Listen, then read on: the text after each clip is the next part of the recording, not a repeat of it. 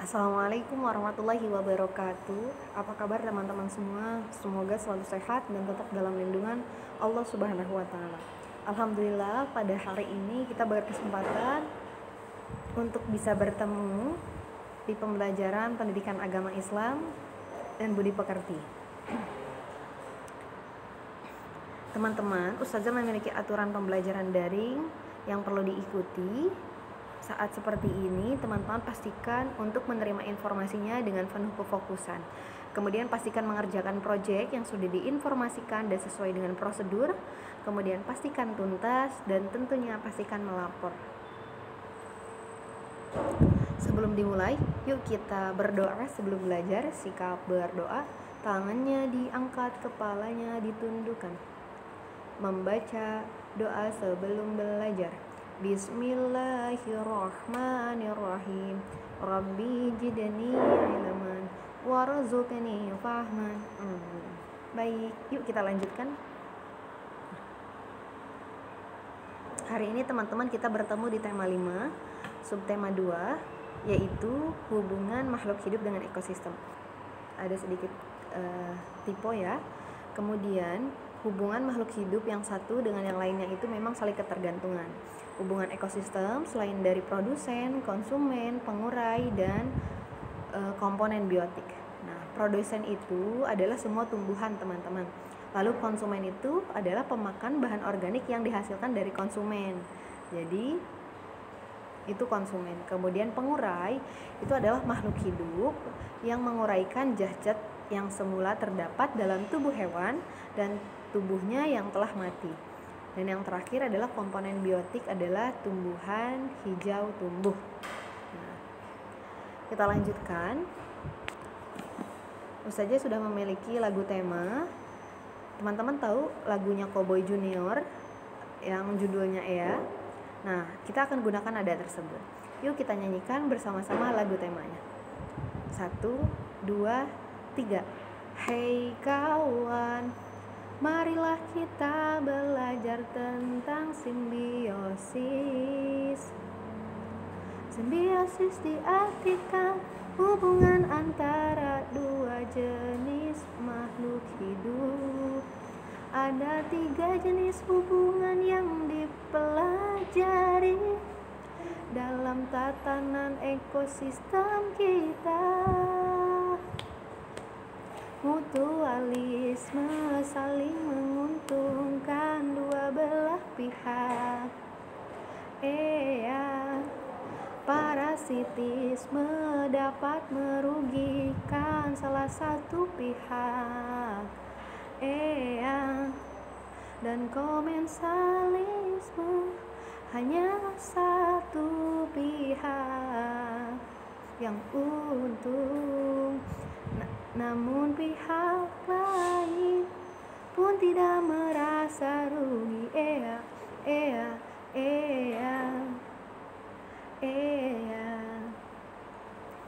Alhamdulillah sudah selesai.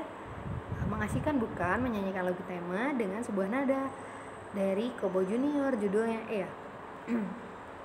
Nah, hari ini teman-teman, Ustazah izin lanjutkan. Kita akan masuk di materi tentang kisah keteladanan Nabi Ilyas alaihi salam. Nah, yuk kita kenali siapa itu Nabi Ilyas. Nabi Ilyas itu adalah keturunan dari Nabi Harun alaihi salam.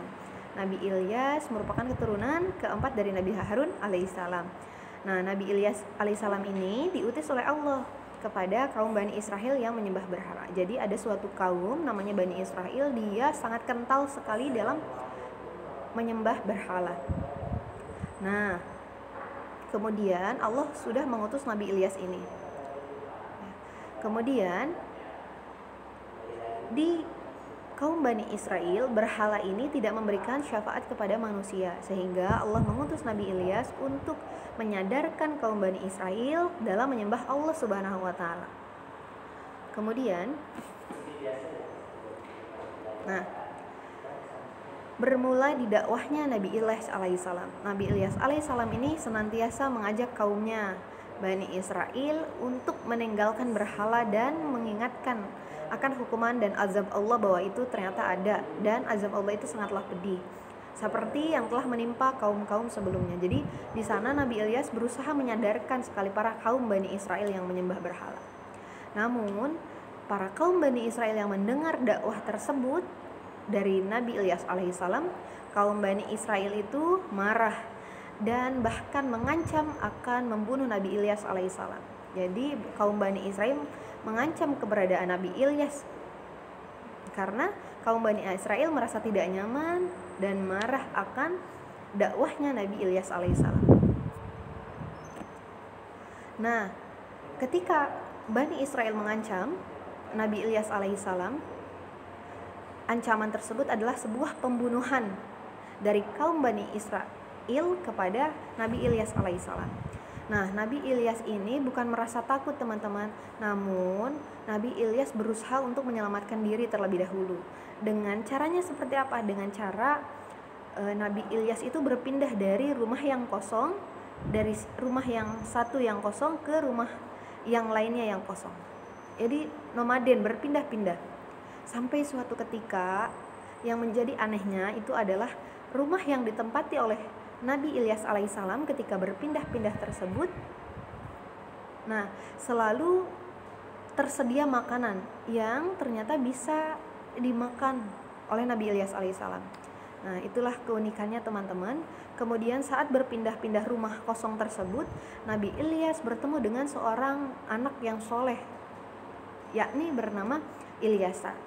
Dan sejak bertemu saat itu, akhirnya Nabi Ilyas alaihissalam mengangkat Ilyasa menjadi anaknya.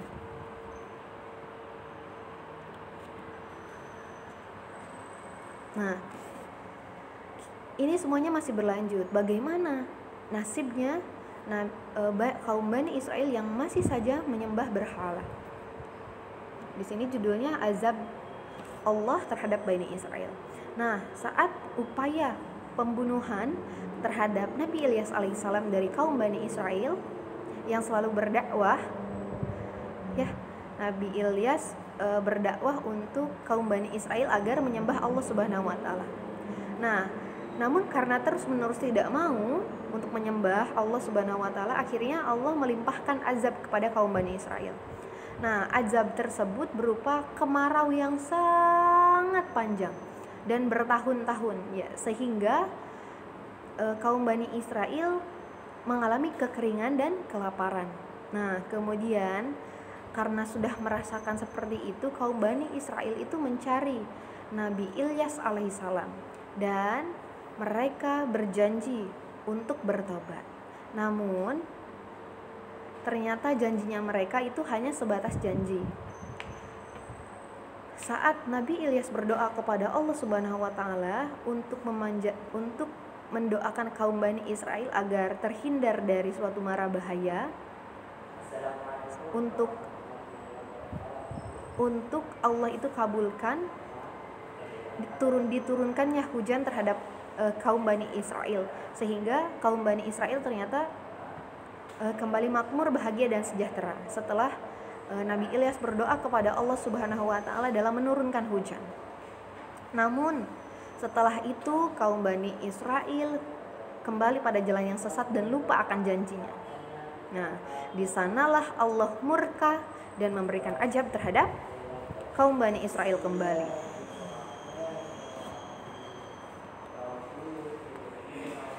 Namun di sisi lain teman-teman, mukjizat yang didapatkan oleh Nabi Ilyas alaihissalam itu kisahnya juga pasti selalu memiliki keteladanan. Apa keteladanan yang bisa diterapkan dalam kehidupan sehari-hari dari kisahnya Nabi Ilyas alaihissalam? Pertama, Nabi Ilyas itu selalu berbuat dan mengajak beramal soleh. Kenapa tidak? Beliau berdakwah untuk mengajak kaum Bani Israel dalam beramal soleh. Kemudian memperbanyak zikir kepada Allah agar terjaga dari perbuatan dosa. Bagaimana kekuatan zikir itu mampu meyakinkan kita, mampu meyakini bahwa memang Allah itu kita harus bertauhid kepada Allah. Dan di setiap lafaz hembusan nafas kita yang selalu berzikir, Allah lindungi kita. Kemudian segera bertaubat dan beristighfar jika berbuat salah dan dosa. Terkadang jika kita suka lupa, astagfirullah lupa. Kan sering begitu ya. Nah, jadi apapun yang terjadi, teman-teman benar-benar harus bisa kembali kepada jalan yang benar ketika memang sedang kufur atau khilaf. Teladan berikutnya, tidak mengulangi kesalahan dan dosa yang pernah diperbuat. Jadi cukup sekali saja masuk kepada lubang yang salah, tidak untuk diulangi lagi dan tidak masuk ke lubang yang sama lagi. Selalu bersemangat dan tidak putus asa dalam berbuat baik. Tentu ya, fastabiqul khairat, berlomba-lomba dalam kebaikan. Nah, kesimpulannya teman-teman, ada Quran surat As-Saffat ayat 129 sampai 130, bunyinya seperti ini: dan kami abadikan untuk Ilyas atau pujian di kalangan orang-orang yang datang kemudian. Selamat sejahtera bagi Ilyas. Ini merupakan mukjizat tersendiri untuk Nabi Ilyas alaihissalam. Kemudian hari ini teman-teman saja izin menjelaskan bagaimana proyek dan prosedur pengerjaannya. Proyeknya, teman-teman buatlah poster biografi Nabi Ilyas alaihissalam dan warnai pada buku gambarmu. Kemudian fotokan dan kirimkan di Google Classroom. Biografi merupakan informasi yang menceritakan riwayat hidup seseorang. Nah, namun riwayat hidup yang akan teman-teman ceritakan adalah tentang biografinya Nabi Ilyas alaihissalam. Cukup teman-teman cari informasinya sedapat teman-teman. Ingat, biografi itu sesuai fakta dan kenyataan. Nah, terima kasih banyak sudah menonton video pembelajaran pada kesempatan kali ini. Semoga Allah mudahkan ikhtiar kita dalam belajar dan Allah mudahkan selalu pembelajaran PJJ ini hingga cepat selesai. Mohon maaf atas segala perbuatan dan perkataan yang kurang berkenan. Yuk kita tutup dengan doa. Sikap berdoa, tangannya diangkat, kepalanya ditundukkan. Membaca hamdalah bersama-sama. Alhamdulillahi Rabbil Alamin. Segala puji bagi Allah Tuhan semesta alam. Terima kasih banyak. Wassalamualaikum warahmatullahi wabarakatuh.